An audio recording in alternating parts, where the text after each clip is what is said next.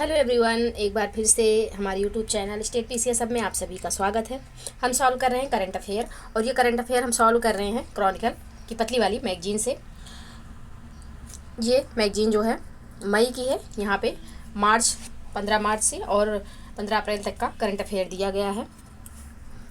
इसके पहले हमने कई सारे टॉपिक यहाँ पे सॉल्व किए, यानी कि राज्य समाचार, राष्ट्रीय आर्थिकी, अंतर्राष्ट्रीय, विज्ञान एवं प्रौद्योगिकी, पर्यावरण एवं पारिस्थितिकी, रिपोर्ट एवं सूचकांक, योजना एवं कार्यक्रम, बैंकिंग एवं वित्तीय सेवा, उद्योग एवं व्यापार। आज है सार संक्षेप। अब सार संक्षेप जो है ये अब तक जितने भी टॉपिक हमने पढ़े हैं उसमें सबसे ज़्यादा महत्वपूर्ण है। क्यों महत्वपूर्ण है? क्योंकि इसमें नियुक्तियाँ दिया हुआ है, जो इम्पोर्टेंट नियुक्तियाँ हुई हैं, जिन महान हस्तियों का डेथ हुआ है यानी कि निधन हुआ है उनके बारे में दिया हुआ है, पुरस्कार के बारे में दिया हुआ है, युद्धाभ्यास के बारे में दिया है, महत्वपूर्ण दिवस और उनका जो विषय दिया गया है उसके बारे में, और चर्चित पुस्तकें भी यहाँ पे दिया गया है। तो ये सारे जो टॉपिक हैं यहाँ से चाहे कोई भी एग्जाम हो आप सब में देखेंगे कि कहीं ना कहीं से प्रश्न आता ही है, चाहे वो नियुक्तियाँ हो गई, डेथ हो गया या फिर पुस्तकें हो गई, तो प्रश्न पूछता ही पूछता है। तो ये टॉपिक जो है ये बहुत ज़्यादा इम्पॉर्टेंट है। और इसके पहले जो सारे टॉपिक हो गए हैं उनके वीडियो चैनल पे अपलोड है, अगर अभी तक आपने नहीं देखे हैं तो जाके देख सकते हैं। और इस वीडियो को आप लास्ट तक देखिएगा। वीडियो पसंद आए तो प्लीज़ लाइक और शेयर कर दीजिएगा, चैनल को प्लीज़ सब्सक्राइब कर लीजिए। तो चलिए स्टार्ट करते हैं आज का अपना ये टॉपिक। सबसे पहले है नियुक्तियाँ। कौन कौन सी इंपॉर्टेंट नियुक्तियाँ हुई हैं उनको देखते हैं। मरियम मैमन मैथ्यू DNPA अध्यक्ष के रूप में नियुक्त। तो DNPA जो है यह जिसका फुल फॉर्म होगा डिजिटल न्यूज पब्लिशर्स एसोसिएशन। अब देखते हैं कि मनोरमा ऑनलाइन की मुख्य कार्यकारी अधिकारी CEO मरियम मैमन मैथ्यू को 2 वर्ष के लिए डिजिटल न्यूज पब्लिशर्स एसोसिएशन का अध्यक्ष नियुक्त किया गया है। मैथ्यू 1 अप्रैल 2024 से DNPA अध्यक्ष का प्रभार संभालेंगी। वे अमर उजाला के MD तन्मय महेश्वरी का स्थान लेंगी। तन्मय महेश्वरी की अध्यक्षता में मैथ्यू उपाध्यक्ष के रूप में अपनी सेवाएं दे रही थी। टाइम्स इंटरनेट के CEO पुनीत गुप्त को इसका नया उपाध्यक्ष बनाया गया है। 2018 में स्थापित DNPA देश की प्रमुख मीडिया कंपनियों की डिजिटल शाखाओं का एक संगठन है जो प्रिंट और टेलीविजन दोनों संस्थाओं का प्रतिनिधित्व करता है। नेक्स्ट टॉपिक है नवनीत कुमार सहगल प्रसार भारती के नए अध्यक्ष। केंद्रीय सूचना एवं प्रसारण मंत्रालय द्वारा जारी एक आदेश के अनुसार राष्ट्रपति के चयन समिति की सिफारिश पर नवनीत कुमार सहगल को प्रसार भारती बोर्ड के अध्यक्ष के रूप में नियुक्त किया गया है। नवनीत कुमार सहगल प्रसार भारती के पूर्व अध्यक्ष NA सूर्य प्रकाश का स्थान लेंगे। तो नवनीत कुमार सहगल जो हैं यह प्रसार भारती के अध्यक्ष नियुक्त हुए हैं। किसका स्थान लेंगे? तो A सूर्य प्रकाश का स्थान लेंगे। प्रसार भारती के अध्यक्ष का पद विगत 4 वर्षों से रिक्त पड़ा था। A सूर्य प्रकाश का कार्यकाल फरवरी 2020 में ही समाप्त हो गया था। सहगल 3 वर्ष या 70 वर्ष की आयु तक, जो भी पहले हो, उस अवधि तक पद पर बने रहेंगे। यानी कि जो प्रसार भारती का कार्यकाल है वो 3 वर्ष का होगा अध्यक्ष का कार्यकाल, और आयु जो है वह 70 वर्ष। भारत के उपराष्ट्रपति प्रसार भारती के अध्यक्ष पद के लिए चयन समिति के प्रमुख होते हैं। इंपॉर्टेंट है। चयन समिति में भारतीय प्रेस परिषद के अध्यक्ष और राष्ट्रपति द्वारा नामित एक सदस्य शामिल होते हैं। प्रसार भारती भारत की एक सार्वजनिक प्रसारण संस्था है। इसमें मुख्य रूप से दूरदर्शन एवं आकाशवाणी शामिल हैं। नेक्स्ट जो नियुक्ति है वह है सुधा मूर्ति राज्यसभा के लिए मनोनीत। इंफोसिस फाउंडेशन की पूर्व अध्यक्ष सुधा मूर्ति को राष्ट्रपति द्रौपदी मुर्मू ने राज्यसभा के लिए मनोनीत किया है। सुधा मूर्ति पेशे से इंजीनियर, समाजसेवी और लेखिका भी हैं। उन्होंने कन्नड़ और अंग्रेजी साहित्य में महत्वपूर्ण योगदान दिया है। सुधा को 2006 में पद्मश्री और 2023 में पद्म भूषण से सम्मानित किया गया। 2006 में इनको पद्मश्री मिला और 2023 में पद्म भूषण, और अब इनको राज्यसभा के लिए मनोनीत किया गया है। बहुत ही अच्छी शख्सियत हैं ये। नेक्स्ट जो पॉइंट है, सुधा 31 दिसंबर 2021 को इंफोसिस फाउंडेशन के अध्यक्ष पद पर सेवानिवृत्त हुई। राष्ट्रपति द्वारा कला, साहित्य, विज्ञान और सामाजिक सेवाओं में उल्लेखनीय योगदान के लिए ऊपरी सदन यानी कि राज्यसभा में 12 सदस्यों को मनोनीत किया जाता है। भारतीय संविधान का अनुच्छेद 80 राज्यसभा की संरचना को निर्दिष्ट करता है। अनुच्छेद 80 में राज्यसभा का जिक्र है। नेक्स्ट जो नियुक्ति है वह है किशोर मकवाना NCSC के अध्यक्ष। तो राष्ट्रीय अनुसूचित जाति आयोग के अध्यक्ष बने हैं कौन? तो किशोर मकवाना। 11 मार्च 2024 को किशोर मकवाना ने नई दिल्ली में राष्ट्रीय अनुसूचित जाति आयोग के अध्यक्ष का पदभार ग्रहण किया। लव कुश कुमार ने NCSC यानी कि राष्ट्रीय अनुसूचित जाति आयोग के सदस्य का पदभार ग्रहण किया। किशोर मकवाना के अध्यक्ष के रूप में राष्ट्रपति द्वारा नियुक्त किया गया, मतलब कि इनको राष्ट्रपति नियुक्त करते हैं। नेक्स्ट पॉइंट है, मकवाना एक पत्रकार और स्तंभकार भी हैं। विभिन्न सामाजिक विषयों पर 33 से भी अधिक पुस्तकों के लेखक हैं। मकवाना ने डॉक्टर अंबेडकर पर 9 किताबें लिखी हैं। इसके अलावा उन्होंने कई पुस्तकों का अनुवाद और संपादन किया है। NCSC एक संवैधानिक निकाय है, याद रखिएगा, संवैधानिक निकाय है। इसकी स्थापना अनुसूचित जातियों के शोषण के विरुद्ध सुरक्षा उपाय प्रदान करने के लिए की गई है। NCSC में एक अध्यक्ष, एक उपाध्यक्ष एवं 3 अतिरिक्त सदस्य शामिल होते हैं। एक अध्यक्ष होते हैं, उसमें एक उपाध्यक्ष होते हैं और 3 अतिरिक्त सदस्य शामिल होते हैं। इस तरह से NCSC में अध्यक्ष सहित कुल 5 सदस्य होते हैं। अध्यक्ष सहित कुल 5 सदस्य होते हैं। नेक्स्ट टॉपिक है, MR कुमार गैर कार्यकारी अध्यक्ष के रूप में BOI में शामिल। बैंक ऑफ इंडिया ने 5 मार्च 2024 को LIC के पूर्व चेयरमैन MR कुमार को गैर कार्यकारी अध्यक्ष और राजीव मिश्रा को कार्यकारी निदेशक नियुक्त करने की घोषणा की। कुमार अंबुजा सीमेंट्स के बोर्ड में भी कार्यरत हैं। वे 1983 में जीवन बीमा निगम में शामिल हुए और 2019 से मार्च 2023 तक इसके अध्यक्ष रहे। कुमार ने केन इंडिया इंश्योरेंस केन्या और ACC इंडिया के बोर्ड में निदेशक के रूप में भी सेवाएं दी हैं। कार्यकारी निदेशक नियुक्त किए गए Rajiv Mishra Union Bank of India के डिजिटल परिवर्तन का नेतृत्व करने और विभिन्न बोर्डों पर सेवा देने के लिए जाने जाते हैं। नेक्स्ट नियुक्ति है, सचिन जैन WGC इंडिया के नए CEO। World Gold council India के नए CEO बनाए गए हैं कौन? Sachin Jain. World Gold council ने 27 फरवरी 2024 को सचिन जैन को भारत का अपना नया CEO नियुक्त किया है। World Gold Council global gold miners का निकाय है। सचिन जैन इससे पहले डी विलियर्स में कार्यरत थे, जहां उन्होंने पिछले 13 वर्षों से कई वरिष्ठ भूमिकाएं निभाई।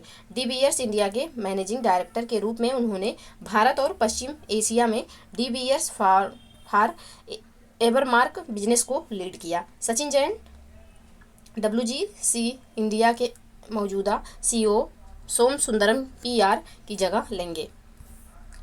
सोम Sundaram SRO self regulatory organisation के सलाहकार के रूप में वर्ल्ड गोल्ड इंडस्ट्री से जुड़े होंगे। वर्ल्ड गोल्ड काउंसिल के मौजूदा CEO डेविड टैट और प्रेसिडेंट केल्विन दुस्निस्की। इसकी स्थापना वर्ष 1987 में हुई थी और इसका हेडक्वार्टर जो है वह लंदन में है, यूनाइटेड किंगडम में। नेक्स्ट है कि रेणु सूद कर्नाड पेयू की chairman. Leading payment solution provider company PayU ने 28 फरवरी 2024 को रेणु सूद कर्नाड को कंपनी का चेयरपर्सन और इंडिपेंडेंट डायरेक्टर नियुक्त किया है। रेणु सूद HDFC बैंक के डायरेक्टर के रूप में कार्यरत हैं। रेणु सूद के अलावा कंपनी के अपने निदेशक मंडल में 4 नए सदस्यों की नियुक्ति की घोषणा की। पेयू बोर्ड में शामिल होने वाले अन्य 4 निदेशकों में से जयराज पुरंदरे स्वतंत्र निदेशक, गोपिका पंत स्वतंत्र निदेशक, लॉरेंट ले मोल गैर कार्यकारी और गैर स्वतंत्र निदेशक तथा जॉन ब्यून गैर कार्यकारी और गैर स्वतंत्र निदेशक शामिल हैं। PayU Netherland based payment service provider है। इसकी स्थापना 2002 में हुई थी। इसका मुख्यालय होपडार्प में है। नेक्स्ट जो नियुक्ति है यह है रविंद्र कुमार NTPC के डायरेक्टर। रविंद्र कुमार NTPC के डायरेक्टर बनाए गए हैं। रविंद्र कुमार ने 26 फरवरी 2024 को NTPC के डायरेक्टर ऑपरेशन के रूप में कार्यभार संभाला। इससे पहले वह NTPC लिमिटेड के डायरेक्टर यानी कि संचालन के ऑफिसर ऑन स्पेशल ड्यूटी के पद पर कार्यरत थे। रविंद्र कुमार ने NTPC कहलगांव परियोजना में संचालन एवं रखरखाव कार्य में विभिन्न पदों पर कार्य किया है। उन्हें इंजीनियरिंग विभाग में कारपोरेट सेंटर में काम करने और निदेशक की तकनीकी सहायक के रूप में काम करने का अनुभव है। Ravindra Kumar Bangladesh India friendship power company limited BIFPCL Bangladesh की पहली मैत्री सुपर क्रिटिकल पावर परियोजना के विकास में सक्रिय रूप से शामिल थे। भारत की एक महारत्न कंपनी एनटीपीसी यहाँ होना चाहिए। एनटीपीसी भारत की एक महारत्न कंपनी है जो भारत में विद्युत उत्पादन का कार्य करती है। इस कंपनी की स्थापना 1975 में हुई थी। एनटीपीसी की स्थापना 1975 में हुई थी। नेक्स्ट जो नियुक्ति है यह है न्यायमूर्ति अजय मणिकराव खानविलकर, देश के नए लोकपाल। राष्ट्रपति द्रौपदी मुर्मू ने 10 मार्च 2024 को न्यायमूर्ति अजय मणिकराव खानविलकर को लोकपाल के अध्यक्ष पद की शपथ दिलाई। राष्ट्रपति द्रौपदी मुर्मू जी ने 27 फरवरी 2024 को 6 सदस्यों के साथ उनकी नियुक्ति की। न्यायमूर्ति लिंगप्पा नारायण स्वामी, न्यायमूर्ति संजय यादव और न्यायमूर्ति ऋतुराज अवस्थी लोकपाल के न्यायिक सदस्य होंगे।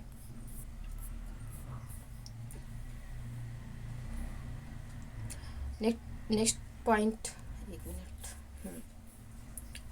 पॉइंट है लोकपाल के अन्य न्यायिक सदस्य सुशील चंद्र, पंकज कुमार और अजय तिर्की हैं। 27 मई 2022 को न्यायमूर्ति पिनाकी चंद्र घोष का कार्यकाल समाप्त होने के बाद लोकपाल अपने अस्थायी प्रमुख के बिना कार्य कर रहा था। लोकपाल के न्यायिक सदस्य न्यायमूर्ति प्रदीप कुमार मोहंती वर्तमान में कार्यवाहक अध्यक्ष हैं। लोकपाल उच्च सरकारी पदों पर आसीन व्यक्तियों द्वारा किए जा रहे भ्रष्टाचार की शिकायतें सुनने एवं उस पर कार्यवाही करने हेतु जिम्मेदार होता है। नेक्स्ट टॉपिक है अब निधन किसका निधन हुआ है तो देखते हैं। डेनियल कन्नमैन, व्यवहारिक अर्थशास्त्र के अग्रणी नोबेल पुरस्कार विजेता डेनियल कन्नमैन का 27 मार्च 2024 को 90 वर्ष की आयु में निधन हो गया। अब डेनियल कन्नमैन जो है प्रसिद्ध इजरायली अमेरिकी मनोवैज्ञानिक और नोबेल पुरस्कार विजेता थे। उन्हें 2002 में अर्थशास्त्र में नोबेल पुरस्कार प्रदान किया गया था।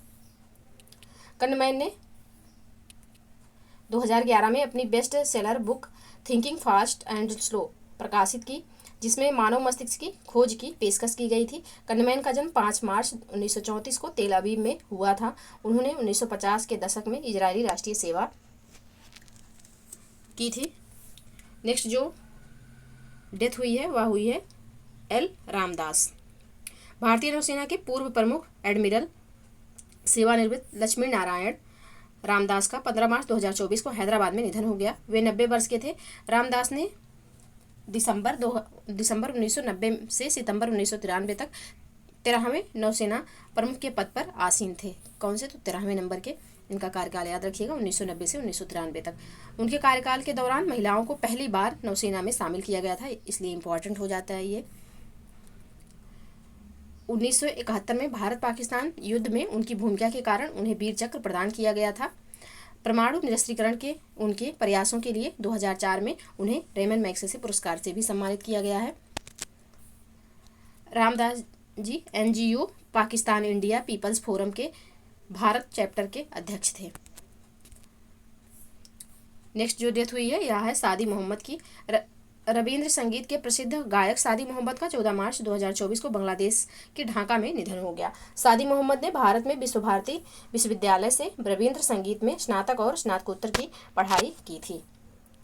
सादी ने सांस्कृतिक संगठन रवि राग के निदेशक के रूप में कार्य किया। 2007 में सादी मोहम्मद ने एक संगीतकार के रूप में शुरुआत की और अमाके खुजे पाबे भोरेर सिसायरे एल्बम जारी किया। इनके एल्बम का क्या नाम है तो अमाके खुजे पाबे भोरेर सिसायरे, शायद ये बंगाली होगा, एल्बम जारी किया। उन्होंने 2009 में सारबोन अकासे और 2012 में सार्थोक जनोम अमर एल्बम जारी किए।